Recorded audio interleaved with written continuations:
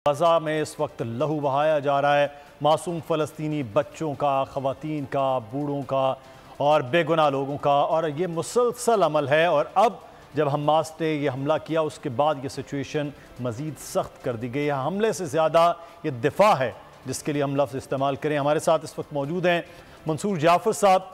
माहिर अमूर मशरक़ वस्ता हैं, सीनियर सहाफ़ी हैं। बहुत शुक्रिया मंसूर जाफ़र साहब आपके वक्त का।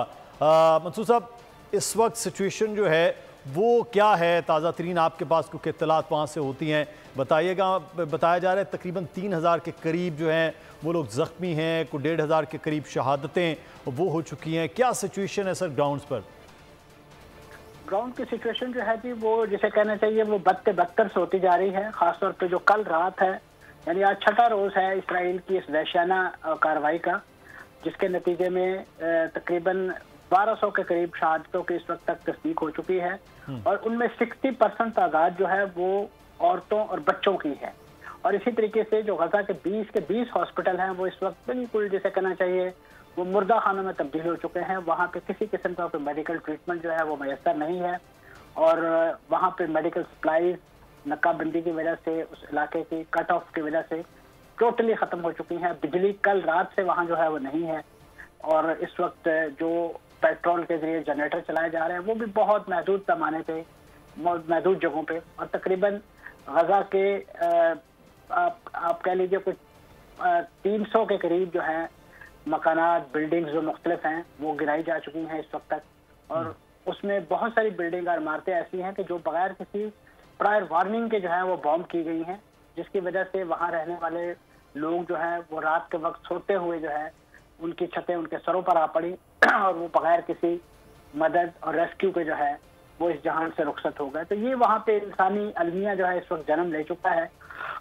और लेकिन उसके साथ साथ दूसरी तरफ हमें जो इसराइल से खबरें सुनने को मिल रही हैं, देखने को मिल रही हैं, वो मैं समझता हूँ इंतहाई शर्मनाक है इस हवाले से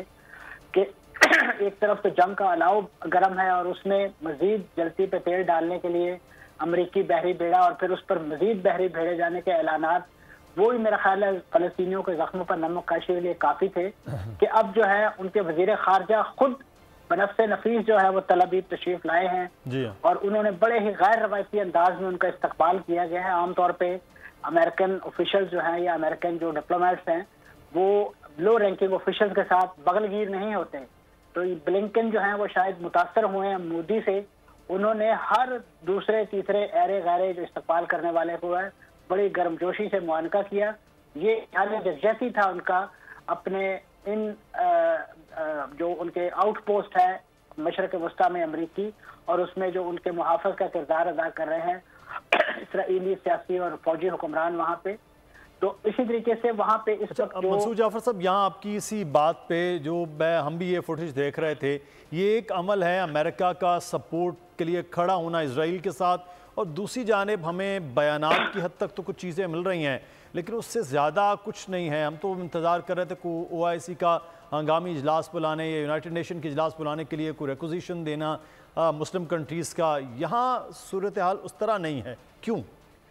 देखिए जी, जो सूरत हाल इस वक्त आपको नजर आ रही है यही इन आलमी इदारों के खड़पैंच हैं और इन्हीं का वहाँ दौर दौरा है और इन्हीं की वीटो पावर और इन्हीं का जो मामलात है वहाँ चलने हैं। लिहाजा अक़वाम मुत्तहिदा या इस नौइयत के जो प्लेटफॉर्म है, OIC भी जिस अंदाज से मुसलमान मुल्कों की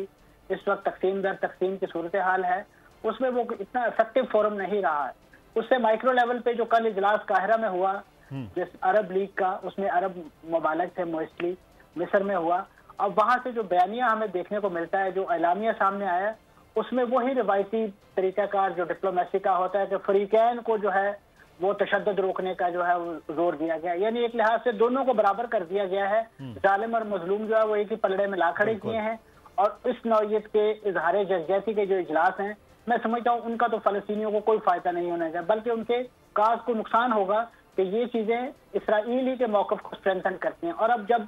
ब्लिंकन साहब यहाँ तशरीफ लाए हैं तो उन्होंने ऐलान किया है कि वो जुमे को शायद जो फलस्तीनी सदर है जो इस पूरी जंग के आगाज से हमें कहीं नजर नहीं आए, सिवाय उनका एक इब्तदाई बयान, शायद वो फलस्तीन के अंदर ही मौजूद नहीं है। और इतलात ये है कि वो उर्दन में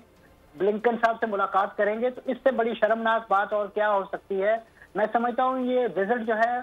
मुसलमान मुल्कों के जो हुक्मरान है उनका आंख खोलने के लिए काफी है कि अगर वो फलस्तीन की जंग नहीं रुकवा सकते तो उनके इज़हार यकजहती के लिए उनके बॉर्डर पर तो आए,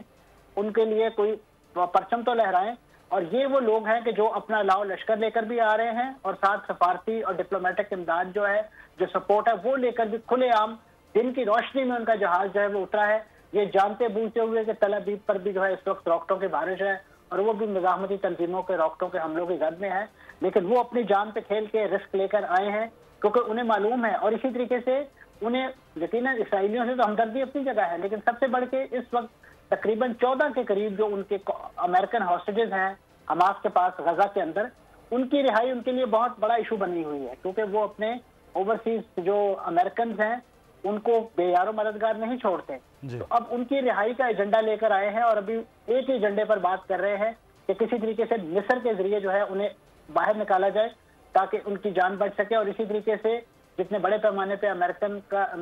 अफराद का वहाँ लॉस ऑफ लाइफ हुआ है वो भी जाहिर है अमेरिका के लिए एक बड़ी आजमाइश, और उस पर वो पूछने और इसराइल से एक बात पुरस के लिए आए हैं कि क्या हुआ, कैसे हमारे लोग जो है वो